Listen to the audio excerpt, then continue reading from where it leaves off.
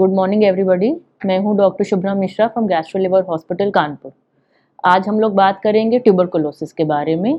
हाल ही में 24 मार्च को world TB day था और जो इंडिया की गवर्नमेंट है उन्होंने अपने नेशनल स्ट्रैटेजिक प्लान में ये टारगेट रखा है कि बाय 2025 हम इंडिया से टीबी के बीमारी को इरेडिकेट कर दें, यानी इंडिया को टीबी से मुक्त कर दें। भारत को 2025 तक टीबी से मुक्त करने का लक्ष्य।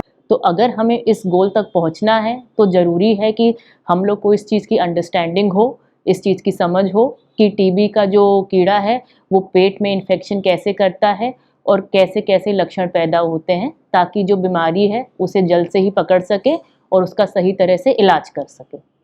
तो सबसे पहली बात समझने की ये है कि टीबी जो है वो 100% क्योरेबल ट्रीटेबल डिजीज़ है। अगर किसी को टीबी है तो 6 महीने की टीबी की एटीटी दवाई से 90% लोगों को पूरा रिलीफ आ जाता है। इंडिया में approximately 40 to 50% of the population को लेटेंट टीबी है।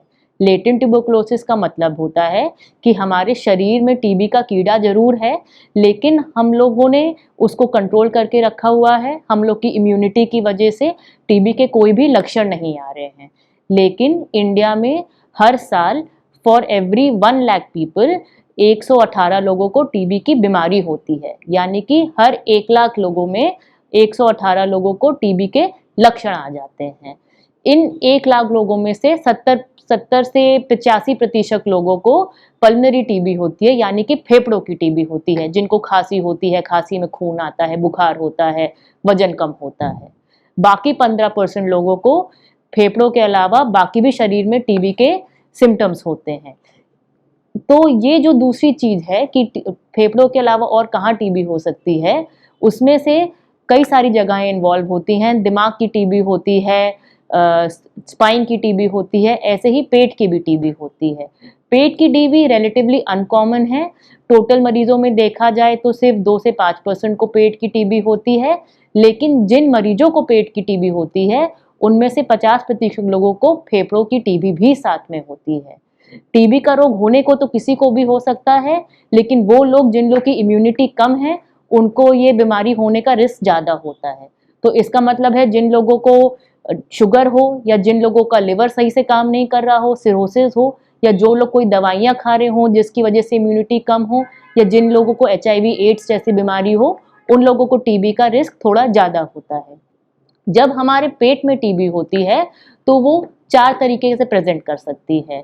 या तो वो हमारी आंतों में हो, यानी जो हमारा पूरा गैस्ट्रोइंटेस्टाइनल ट्रैक्ट है उसमें टीबी का इन्फेक्शन है एंड उसकी वजह से लक्षण आ रहे हो। सेकेंड मोस्ट कॉमन होता है कि जो हमारी पेट की लाइनिंग होती है, जिसको पेरिटोनियम कहते हैं, उसमें टीबी का कीड़ा है एंड उसकी वजह से लक्षण आ रहे हैं।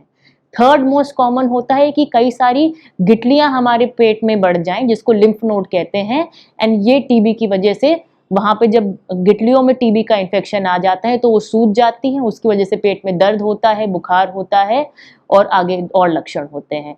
और चौथा होता है कि जो पेट के सॉलिड ऑर्गन्स हैं, जैसे कि लिवर, स्प्लीन, और महिलाओं में उनका ओवरी और जो बच्चादानी यूट्रस, उनमें टीबी का कीड़ा हो सकता है, जिसकी वजह से इन्फेक्शन के लक्षण आ सकते हैं।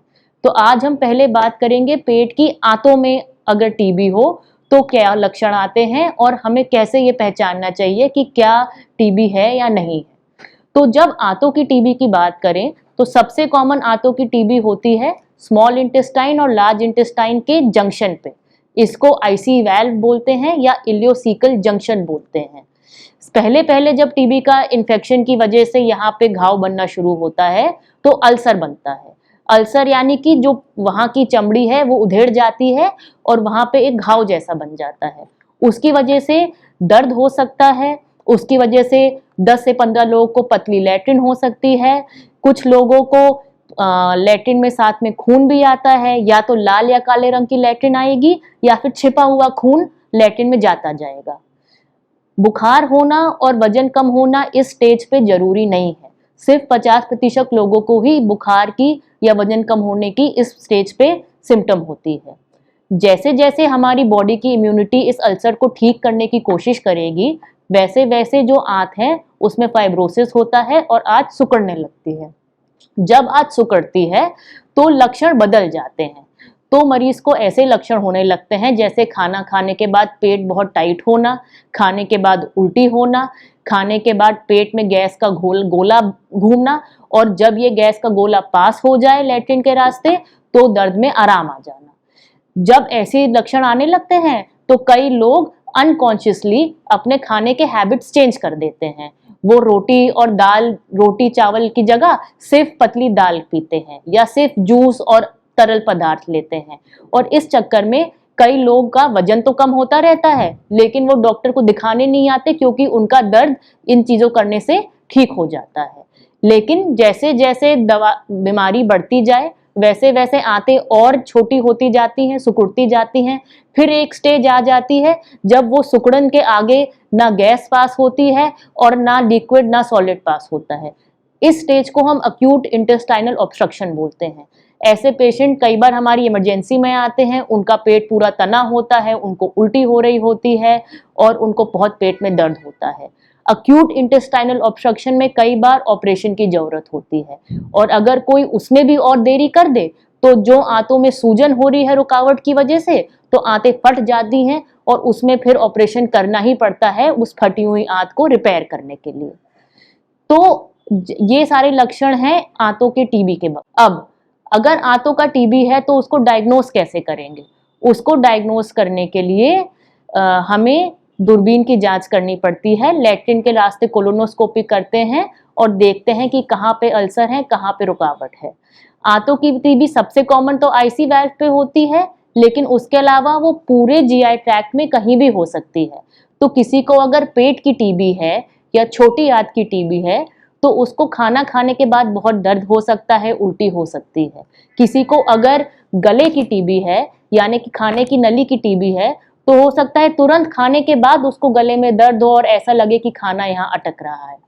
जो गले की टीबी होती है वो थोड़ी सी रेयर है और वो मोस्टली उन्हीं लोगों को होती है जिनको साथ में छाती की टीबी भी चल रही हो।